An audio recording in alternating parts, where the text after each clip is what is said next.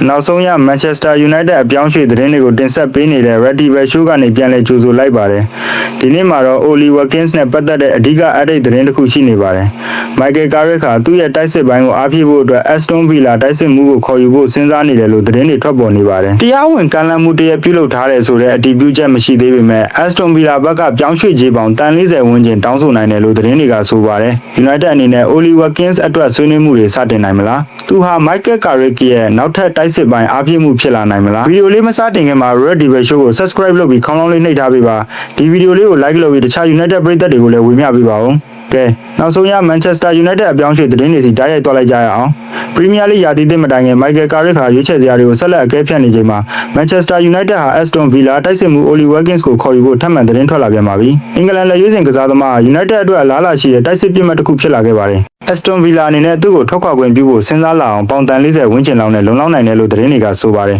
။ဒါပေမဲ့ဒီအဆင့်မှာတော့ Manchester United ဘက်ကတရားဝင်ကမ်းလှမ်းထားတာဒါမှမဟုတ်ကလပ်အသင်းနှစ်သင်းကြားသဘောတူညီမှုရထားတာမျိုးတော့အတည်ပြုချက်မရှိသေးပါဘူး။ Manchester United ဟာတိုက်စစ်ပိုင်းမှာပုံမကောင်းမွန်တဲ့ရှင်ပြိုင်မှုနဲ့လူစင်းတောင်တမှုကိုရှာဖွေနေတာကြောင့် Oli Watkins နဲ့ပတ်သက်တဲ့အခြေအနေဟာအထူးစိတ်ဝင်စားစရာဖြစ်လာပါတယ်။ Benjamin Sesko ဟာ Michael Carrick ရဲ့အစီအစဉ်တွေမှာအရေးပါတဲ့အစိပ်ပိုင်းတစ်ခုဖြစ်နေစေဖြစ်ပါတယ်။ United ဟာအတွေ့အကြုံရှိတဲ့နောက်ထပ်တိုက်စစ်မှုတစ်ယောက်ကိုလူစင်းမှာထပ်မံဖြည့်တင်းနိုင်မဲ့အလားအလာကိုလည်းစောင့်ကြည့်နေပါတယ်။ Oli Watkins ဟာအဲ့ဒီပုံစံနဲ့ကွက်တိကိုက်ညီပါတယ်။သူဟာနေရာရပြီးသား Premier League တိုက်စစ်မှုတစ်ခုဖြစ်ပြီးအင်္ဂလိပ်ဘောလုံးလောကရဲ့အမြင့်ဆုံးအဆင့်မှာကြီးမားတဲ့အတွေ့အကြုံတွေရှိထားသူပါ။ Premier League ခံစစ်မှုတွေကိုရင်ဆိုင်ကစားရတဲ့တောင်းဆိုမှုတွေကိုကောင်းကောင်းနားလည်ထားသလိုဂိုးတွေသွင်းယူနိုင်စွမ်းနဲ့ဖန်တီးနိုင်စွမ်းရှိကြောင်းကိုလည်းအကြိမ်ကြိမ်သက်သေပြခဲ့ပြီးဖြစ်ပါတယ်။ဒါကြောင့် Manchester United အတွက်သူ့ကိုသဘောကျနေတာဟာနားလည်နိုင်စရာပါ။ဒါပေမဲ့ Aston Villa အတွက်တော့ဒီဆုံးဖြတ်ချက်ကတော်တော်လေးပိုပြီးရှုပ်ထွေးပါလိမ့်မယ်။ Oli Watkins ဟာ Villa Park မှာရေးပါတဲ့ကစားသမားတူဖြစ်နေစေဖြစ်ပြီးသူ့ရဲ့အနာဂတ်နဲ့ပတ်သက်လို့ခံမှန်းမှုတွေအများကြီးထွက်ပေါ်နေပေမဲ့ Aston Villa အနေနဲ့ကလပ်ရဲ့ရေးပါဆုံးတိုက်စစ်ကစားသမားတွေထဲကတူဖြစ်ပါတယ်။အဖြစ်သက်သေပြထားပြီးသားတိုက်စစ်မှုတယောက်ကိုပေါင်တန်း40ဝန်းကျင်ရယူပြီးရောင်းချတာဟာကောင်းမွန်တဲ့အယောင်းဝယ်ဖြစ်မဖြစ်ဆုံးဖြတ်ရပါလိမ့်မယ်။ Oli Watkins အပေါ် Manchester United ရဲ့စိတ်ဝင်စားမှုဟာအသစ်ဆက်ဆက်တော့မဟုတ်ပါဘူး။တိုက်စစ်မှုဟာအရင်ကလည်း Old Trafford ကိုပြောင်းရွှေ့ဖို့သတင်းတွေထွက်ခဲ့ပူးပါတယ်။အထူးသဖြင့် United ဟာတက်သေးပြပြီးသား Premier League ဘဟုတိုက်စစ်မှုတူကိုရှာဖွေနေတဲ့အချိန်တွေမှာဖြစ်ပါတယ်။2026ခုနှစ်ဇူလိုင်လမှာ United ဟာ Oli Watkins ကိုစောင့်ကြည့်နေပြီးပေါင်တန်း40ဝန်းကျင်နဲ့ခေါ်ယူဖို့စဉ်းစားနိုင်တယ်လို့သတင်းတွေထပ်မံထွက်ပေါ်ခဲ့ပါတယ်။ Sport Mo ရဲ့ဖော်ပြချက်အရ Manchester United ဟာ Aston Villa တိုက်စစ်မှုကိုခေါ်ယူဖို့ပေါင်တန်း40နဲ့ပြင်ဆင်နေပြီးကလပ်အနေနဲ့အပြောင်းရွှေ့ကာလမပိတ်ခင်နောက်ထပ်တိုက်စစ်ကစားသမားတစ်ယောက်ကိုအလိုရှိနေတယ်လို့သိရပါတယ်။အဲ့ဒီသတင်းဟာအရေးကြီးပါတယ်။ဘာလို့လဲဆိုတော့ Oli Watkins ဟာ Michael Carrick ရဲ့အစီအစဉ်တွေမှာဘာကြောင့်အရေးပါလာနိုင်တယ်လဲဆိုတာကိုရှင်းပြနေလို့ပါ။ United ဟာအလားအလာရှိတဲ့လူငယ်ကစားသမားတစ်ယောက်ထပ်တိုးဖို့တက်အတွက်နောက်ထပ်လူငယ်တိုက်စစ်မှုတစ်ယောက်ကိုလိုအပ်နေတာမျိုးမဟုတ်ပါဘူး။သူတို့တကယ်လိုအပ်နိုင်တာကချက်ချင်းအကျိုးပြုနိုင်မဲ့ပွဲထွက်ခွင့်အတွက်ရှင်ပြိုင်နိုင်မဲ့နဲ့နောက်ထပ်နီးစနစ်ပိုင်းဆိုင်ရာရွေးချယ်စရာတစ်ခုကိုပေးစွမ်းနိုင်မဲ့ကစားသမားတစ်ယောက်ပါ။ Oli Watkins ကအဲ့ဒီ၃ချက်လုံးကိုပေးစွမ်းနိုင်ပါတယ်။အသက်30အရွယ်မှာသူဟာအရန်ငယ်ရွယ်တဲ့တိုက်စစ်မှုတစ်ယောက်လိုရိုးရရေးရှိခေါ်ယူမှုမျိုးတော့မဟုတ်ပါဘူး။ဒါပေမဲ့အဲ့ဒါကပဲ Manchester United ကိုဆွဲဆောင်နိုင်တဲ့အကြောင်းရင်းဖြစ်နိုင်ပါတယ်။ကလပ်မှာလူငယ်တိုက်စစ်ရွေးချယ်စရာတွေရှိနေပြီးသားပါ။အတွေ့အကြုံရှိတဲ့ Premier League တိုက်စစ်မှုတစ်ယောက်ကိုပေါင်းထည့်လိုက်တာကအမျှတမှုကိုပေးစွမ်းနိုင်ပါတယ်။ Oli Watkins ကလိအကြောင်းကောင်းကောင်းနားလည်ပါတယ်။ကွက်လက်တွေကိုဘယ်လိုတိုက်စစ်ဆင်ရမလဲ။ခံစစ်မှုတွေရဲ့နောက်ကျောကိုဘယ်အချိန်မှပြေးထွက်ရမလဲ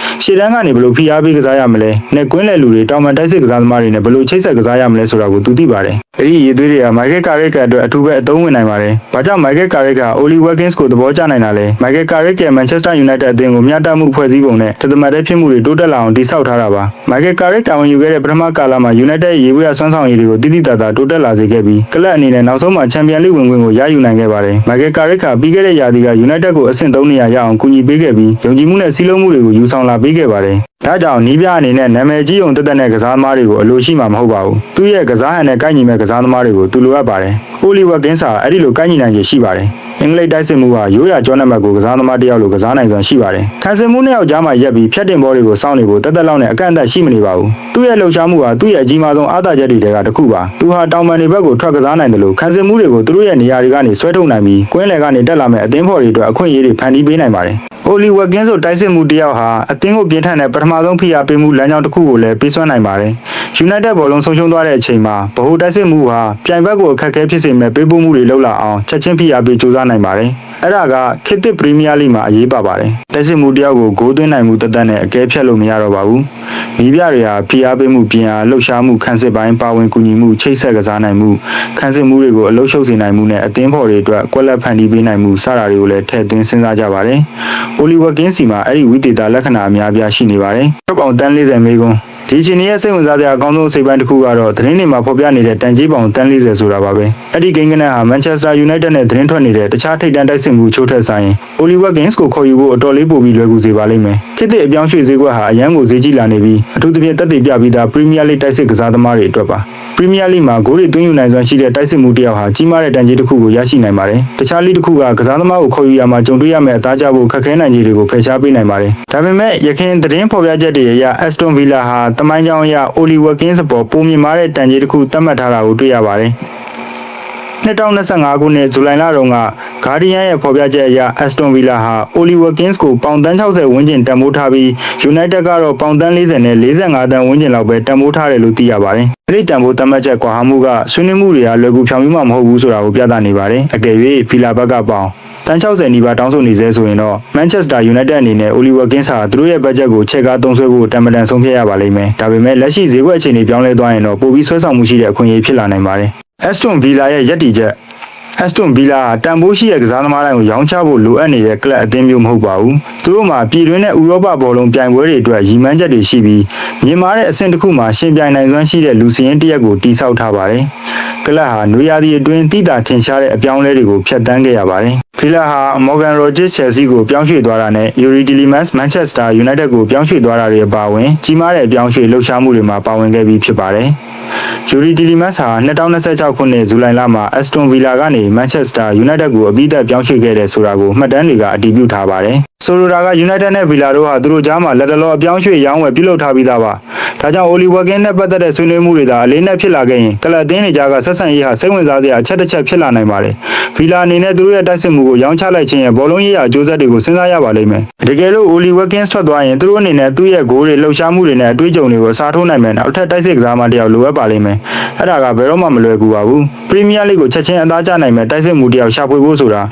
ငွေကြေးအမြောက်များကုန်ကျနိုင်ပါတယ်။ဒါကြောင့်ပေါင်တန်40ဆိုတာဆွဲဆောင်မှုရှိပေမဲ့ဗီလာအနေနဲ့အဲ့ဒီငွေကြေးနဲ့ဘာဝယ်လို့ရနိုင်မလဲစဉ်းစားရပါမယ်။အက်စတွန်ဗီလာအတွက်အိုလီဝါကင်းစ်ရဲ့အရေးပါမှုအိုလီဝါကင်းစ်ဟာကလပ်မှာရှိနေစဉ်အတွင်းအက်စတွန်ဗီလာရဲ့အရေးပါဆုံးတိုက်စစ်ကစားသမားတွေကတအူးဖြစ်လာခဲ့ပါတယ်။သူ့ရဲ့ဂိုးတွေဟာဗီလာကိုဥရောပဝင်ခွင့်အတွက်ရှင်ပြိုင်နိုင်အောင်ကူညီပေးခဲ့ပြီးအလေးနက်ထားရမယ့်ပရီးမီးယားလိအသင်းတစ်သင်းအဖြစ်ရပ်တည်နိုင်အောင်လည်းကူညီပေးခဲ့ပါတယ်။သူဟာပြိုင်ပွဲဆုံးမှာဗီလာအတွက်ဟိုတရားထက်မကသွင်းယူပေးခဲ့ပြီးဖြစ်တယ်လို့ဇူလိုင်လကသတင်းတွေမှာဖော်ပြခဲ့ပြီးကလပ်ပေါ်သူ့ရဲ့ပံ့ပိုးကူညီမှုပမာဏကိုပြသနေပါတယ်။အဲ့ဒီမှတ်တမ်းကပရိသတ်တချို့ဘာကြောင့်သူထွက်သွားတာကိုမမြင်ချင်ကြတာလဲဆိုတာကိုရှင်းပြနေပါတယ်။ဗီလာပရိသတ်တွေအတွက်တော့အိုလီဝါကင်းစ်ဟာရိုးရိုးတိုက်စစ်မှုတစ်ယောက်မဟုတ်ပါဘူး။ဘာကြောင့်ယူနိုက်တက်ကဒီပြောင်းရွှေ့ကိုလှုပ်ဆောင်နိုင်သေးတာလဲ။မန်ချက်စတာယူနိုက်တက်ရဲ့အကြောင်းပြချက်ကတော့ရိုးရှင်းပါတယ်။သူတို့ဟာလူစင်းတောင်းတင်းမှုကိုလိုအပ်ပါတယ်။ချန်ပီယံလိပြိုင်ပွဲကလူစင်းအပေါ်ထပ်ဆောင်တောင်းဆိုမှုတွေရှိလာစေပါတယ်။ယူနိုက်တက်ဟာပြည်တွင်းပွဲစဉ်တွေဥရောပပွဲစဉ်တွေနဲ့ဖလားပွဲစဉ်တွေကိုစီမံခန့်ခွဲရပါလိမ့်မယ်။ဒဏ်ရာရတာတွေနဲ့ပွဲပဲခံရတာတွေကရှောင်လွှဲလို့မရပါဘူး။အသင်းတစ်သင်းအနေနဲ့ရာသီတစ်ခုလုံးမှာဗဟိုတိုက်စစ်မှုတစ်ယောက်တည်းပေါ်လက်တွေ့ကြကြမိကိုနေလို့မရပါဘူး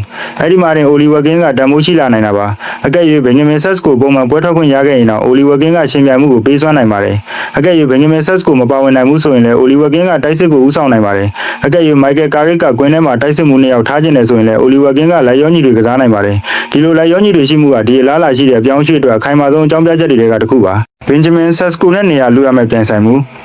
မန်ချက်စတာယူနိုက်တက်ရဲ့တိုက်စစ်စီမံကိန်းတွေဟာကလပ်ရဲ့အဓိကတိုက်စစ်ရင်းနှီးမြှုပ်နှံမှုတွေကတစ်ခုအဖြစ်ရောက်ရှိလာတဲ့ဘင်ဂျမင်ဆက်စ်ကိုအပေါ်မှာအခြေခံတည်ဆောက်ထားပြီးဖြစ်ပါတယ်။အဲ့ဒါကစိတ်ဝင်စားစရာကောင်းတဲ့မေးခွန်းတစ်ခုကိုဖြစ်ပေါ်စေပါတယ်။အိုလီဝါကင်းစ်အနေနဲ့ပရီးမီးယားလိပွဲတိုင်းမှာပွဲထွက်ခွင့်ရဖို့အာမခံချက်မရှိတဲ့အပြောင်းအရွှေ့တစ်ခုကိုလက်ခံပါမလား။ဒီအဆင့်မှာတော့အဲ့ဒီမေးခွန်းကအဖြေမရသေးပါဘူး